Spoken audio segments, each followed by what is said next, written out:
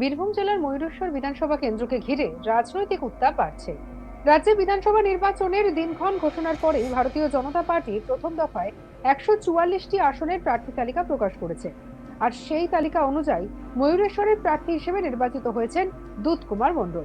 প্রার্থী ঘোষণার পরদিনই তিনি এলাকায় সক্রিয়ভাবে দেখা দেন এবং নিজের অবস্থান স্পষ্ট করেন। মঙ্গলবার 17ই মার্চ দুধ কুমার মণ্ডল জানিয়েছেন তিনি আগেও কখনো কাউকে আক্রমণ করতে চান না। মার খেয়ে রাজনীতি করা তার নীতি নয় বলে তিনি উল্লেখ করেন।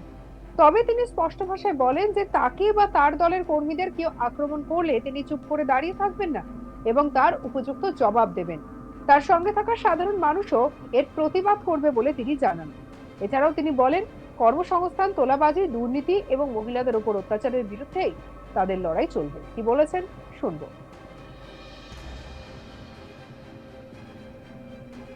এলাকায় দেখা গিয়েছে তৃণমূলের বাহিনী বিজেপি কর্মীদের মারধর করেছে। এবারও যদি তার পুনরাবৃত্তি হয় কি করবে? না না, মার খেয়ে বসে থাকার জন্য তো রাজনীতি করতে আসিনি। আমি আগে মারতে যাব না, আমি কাউকে আগে ঘুম ভাঙাবো না, কাউকে আমি গায়ে ছুতেও যাব না। কিন্তু আমাকে কেউ দাঁড়িয়ে মারবে আর দুধ মন্ডল দাঁড়িয়ে দাঁড়িয়ে দেখবে আমাকেই হোক আমার কর্মীকে, এটা কখনো দুধ মন্ডল মেনে নেয়নি। তার যোগ্য জবাব আমাকে নয় দিতে হবে। আমার সঙ্গে যে জনগণ আছে, আমার সঙ্গে যে গণতন্ত্রপ্রেমী মানুষ আছে, রাষ্ট্রপ্রেমী মানুষ আছে, তারা এর প্রতিবাদ করবে এবং তার প্রতিকারও তারা আবার প্রতিশোধ নেবে। ময়ূরেশ্বর কেন্দ্রে বিজেপির জয় নিয়ে নিশ্চিত দুধ কুমার মণ্ডল। কাজল শেখ, অনুব্রত মণ্ডল তার কাছে কোনো ফ্যাক্টর নয় বলেই জানাচ্ছেন ময়ূরেশ্বরের বিজেপি প্রার্থী। তার মতে এর আগেও তিনি ভোট করেছেন, অবাধ এবং শান্তিপূর্ণ ভোট হবে বলে তিনি আশাবাদী। তৃণমূলের দুর্নীতি, তোলাবাজি, গুন্ডাগিরিতেই তার ভোটের ইস্যু করবেন বলে জানিয়েছেন দুধ কুমার মণ্ডল। কি বলছেন শুনবো।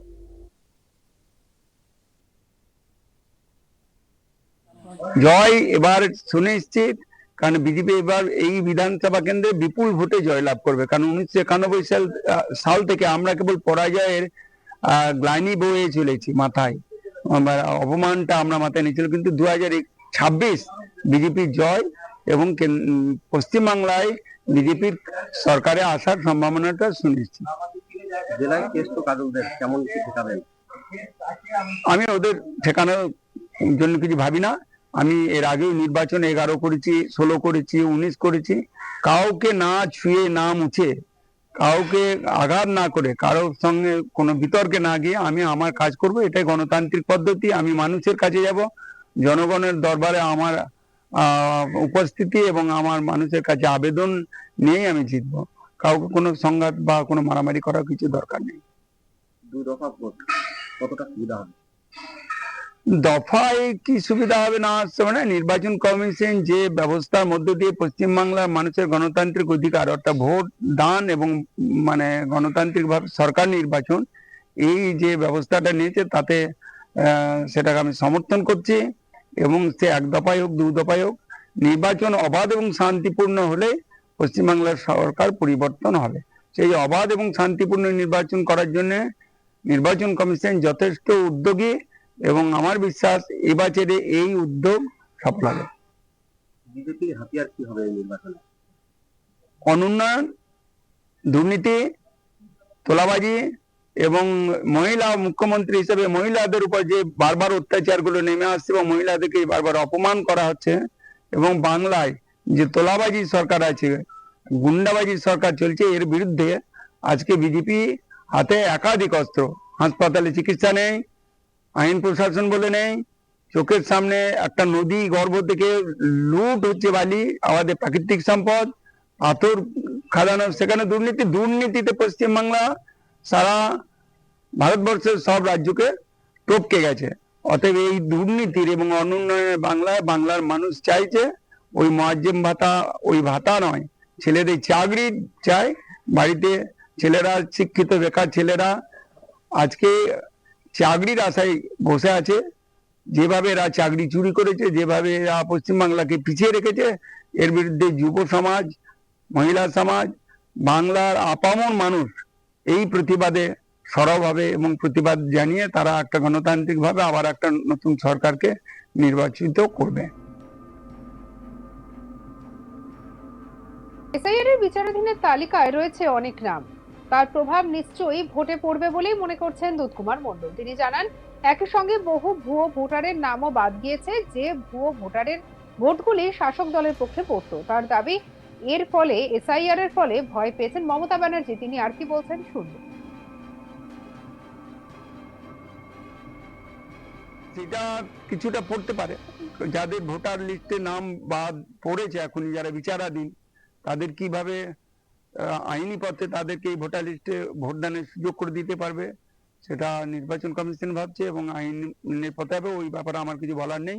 তার কিছু প্রভাব অবশ্যই পড়বে। অনেক তো ভোটার বাদ গেছে, যে কয়েক হাজার করে এক একটা বিধানসভায় যে ভোট বাদ পড়েছে, যেগুলো ভুয়ো ভোটার, যারা মৃত ভোটার, তার যেটাকে তারা একচেটিয়া ভাবে ভোট দিত, লুট করতো, চুরি করতো এবং মানে ফলস ভোটিংটা তারা করতে, সেটা তো বন্ধ হবে। সে কারণেই তো এসআইআর এর প্রভাব তো সাংঘাতিক ভাবে পড়বে এবং তাতে দিদি ভয় খাই। ভোট কতটা টাফ বলে মনে হচ্ছে? না, আমি অনেকবার নির্বাচন করেছি, লড়েছি, আজকে নয়। 91 সাল থেকে এই ময়ূরেশ্বর বিধানসভার অনেকের হয়ে লড়াই সঙ্গে থেকেছি এবং পশ্চিমবাংলা নির্বাচনে নয়, কেন্দ্রের লোকসভা নির্বাচনও করেছি। আমার কাছে এটা টাফ বলে কিছু নয়, আমার কাছে এটা ইজি বলে মনে হচ্ছে, কারণ আমি মানুষের কাছে গিয়ে পৌঁছাতে কত তাড়াতাড়ি পারবো এবং মানুষের সঙ্গে দেখা করতে পারবো, এটাই আমার কাছে কাম্য। আমি এই নির্বাচনে জয়লাভ নিশ্চিত করব, এটা আমার বিশ্বাস। বীরভূম জেলার ময়ূরেশ্বর বিধানসভা কেন্দ্রকে ঘিরে রাজনৈতিক উত্তাপ বাড়ছে।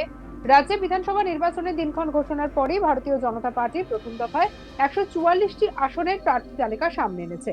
আর সেই তালিকায় ময়ূরেশ্বরের প্রার্থী দুধকুমার মণ্ডল। কি বলছেন প্রার্থী শুনুন। নির্বাচনে এলাকায় দেখা গিয়েছে তৃণমূলের বাহিনী বিজেপি কর্মীদের মারধর করে। এবারও যদি তার পুনরাবৃত্তি হয়, কি করবে? না না, মার খেয়ে বসে থাকার জন্য তো রাজনীতি করতে আসিনি। আমি আগে মারতে যাব না, আমি কাউকে আগে ঘুম ভাঙাবো না, কাউকে আমি গায়ে ছুতেও যাব না। কিন্তু আমাকে কেউ দাঁড়িয়ে মারবে আর দুধ মণ্ডল দাঁড়িয়ে দাঁড়িয়ে দেখবে আমাকেই হোক আমার কর্মীকে, এটা কখনো দুধ মণ্ডল মেনে নেয়নি। তার যোগ্য জবাব আমাকে নয় দিতে হবে। আমার সঙ্গে যে জনগণ আছে, আমার সঙ্গে যে গণতন্ত্রপ্রেমী মানুষ আছে, রাষ্ট্রপ্রেমী মানুষ আছে, তারা এর প্রতিবাদ করবে এবং তার প্রতিকারও তারা বা প্রতিশোধ নেবে।